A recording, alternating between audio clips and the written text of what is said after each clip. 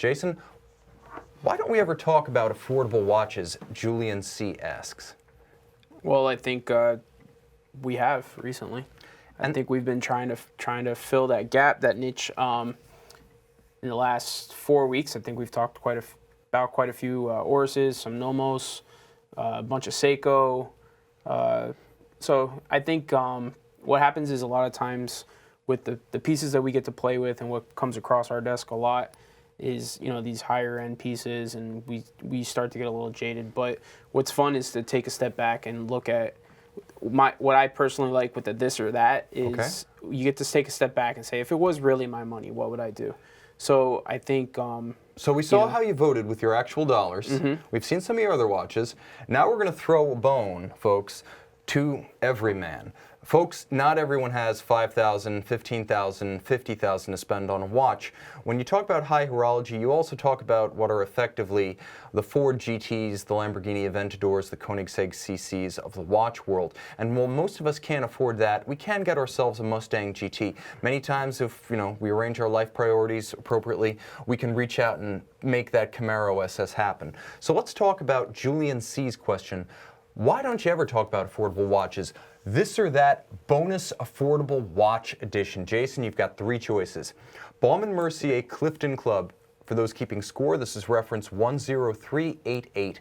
New for this year, stainless steel, 42 millimeters, 10 millimeters thick, so it's nice and slim. Automatic 100 meter rated depth. It is a Sellita SW200 caliber.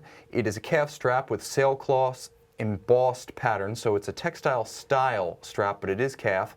$1,950 US. Against that, I compare the Mito Diving Star Caliber 80. I wish they had an easy reference to remember, but they don't. So it's M026.430.11.041.00. Feel free to rewind that if you're watching the taped version. 42 millimeters, 11 3/4 thick, 300 meter dive depth, full stainless steel case. Stainless steel bracelet and clasp. Caliber 80 is an 80-hour power reserve automatic COSC chronometer with a day-date and a silicone hairspring, and you get all this for $930 US. I'm going to give something away here, but this would be my choice of the 3. But now moving on to the third, which might be a sentimental favorite for you, bringing back a previous featured watch from an older episode, this year's Seiko Samurai Orange Diver. SRPB 97 reference, 44 millimeters stainless steel, bracelet and strap included, for a price of $595 US, 200 meter rated dive bezel, automatic caliber 4R36 manufacturer. And I'll add, you could have this and the Mito for the cost of the Baume Mercier. Which watch suits you? I'm gonna have to go Seiko, hands down. Okay. I own 2 Seikos currently, the Baby Tuna and the Paddy Diver. So I've owned maybe 10 or 15 over my life. So I've never had a Seiko treat me wrong.